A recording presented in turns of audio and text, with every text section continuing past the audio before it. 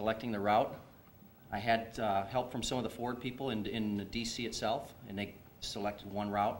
And then what I did, I used the internet community on Clean MPG, and some of them came up with, we had a total of 6 different drives that I was going to head to DC and try them all out, pick the best one that gave us the best chance for 1,000 miles. What we ended up with is the George Washington Parkway, and the reason why, least amount of congestion inside the DC area, straight route. I didn't have to teach people make a right at the motel and 2 blocks up make a left at the stop sign. Lower speed limits. A lot of construction on the Beltway, and it was speed limits at 25 to 45 miles per hour in most of it. It was really perfect for what we wanted. And then multi-lane for maneuvering room, not for just us to get out of people's way, but for them to move around us without causing a congestion problem. And it worked out to our advantage that this route was chosen on George Washington Parkway. I know the car is capable, I know I'm capable, I know that the route's good. Now we're going to go into a little bit more detail. The drivers. Carl Edwards is a world-class, world-famous NASCAR driver, and what he's basically known for is being the most fuel-efficient NASCAR driver on the circuit. And because he is the most fuel-efficient NASCAR driver on the circuit, he's actually won races on fuel consumption and conservation. Okay, we're going to take him along. I think we can train him to do well. Myself and then 4 other engineers who had never driven a hybrid to over 60 miles per gallon. And this is where we're going to have to work on that. But what I did is go out to Dearborn, and we took a whole day and 2 at a time, put them in the car, trained them what they had to do. By the end of the day, they were averaging over 70 miles per gallon in Detroit and Dearborn traffic at rush hour. And I was like, thank goodness, because we've got the drivers, we've got the car, we've got the route, now it's time to roll.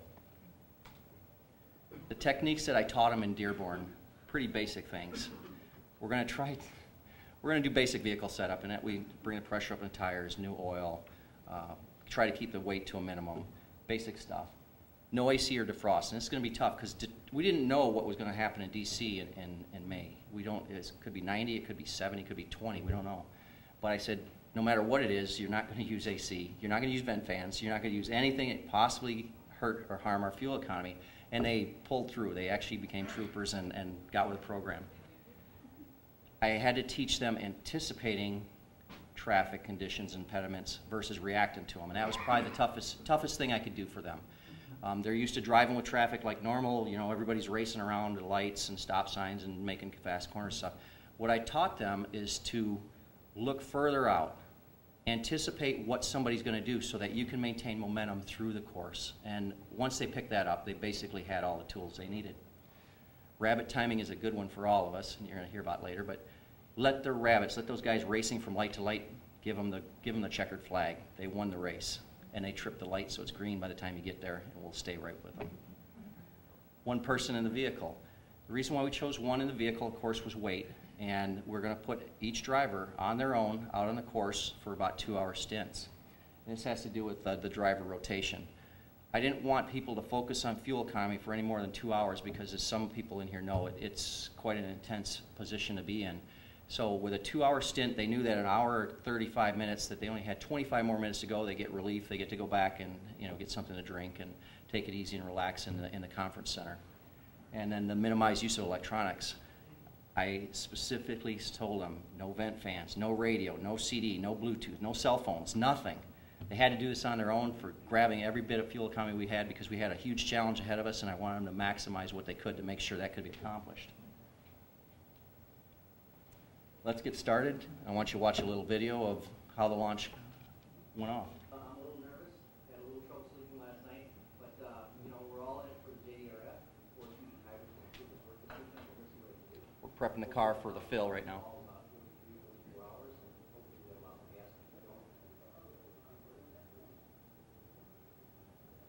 Full tank. Battery's topped off, we're ready to go, and 1,000-mile challenge about to begin. We race off.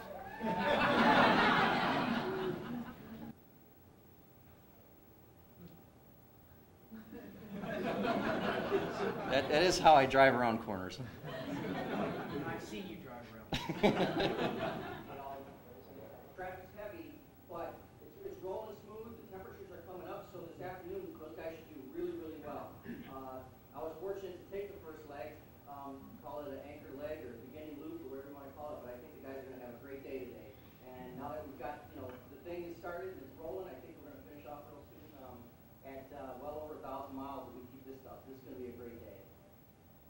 I was a little excited there, as you could tell.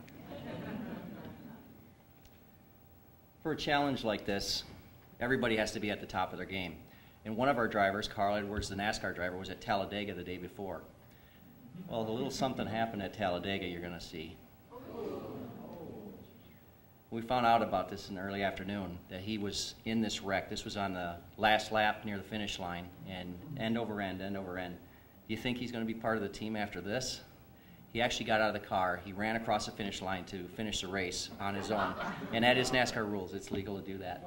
But after this, he shows up in Washington, D.C. We're going to set the next one up where he's actually driving, and we're just about to pass through 1,000 miles.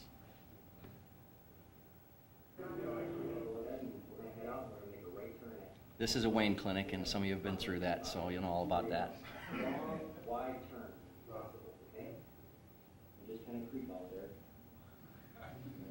It's going to be fun. You just creep up to it, and then what I want you to do is, like, we want to get up close to that white line, but it's still uphill.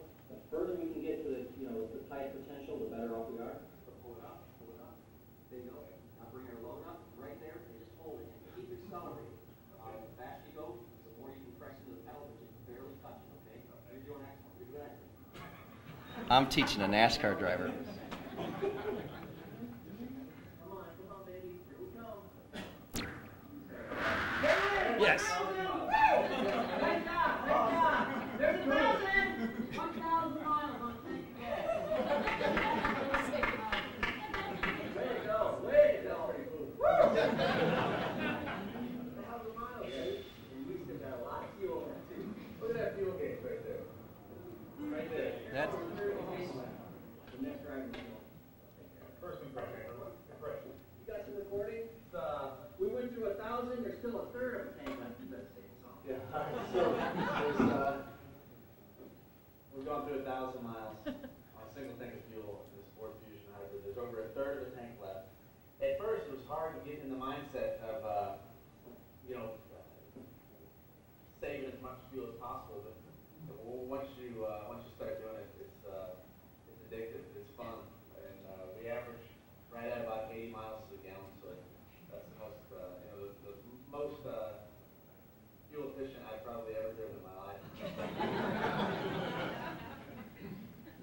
With that, I'd like to mention that Carl Edwards, I was a little nervous about this because of his accident the day before.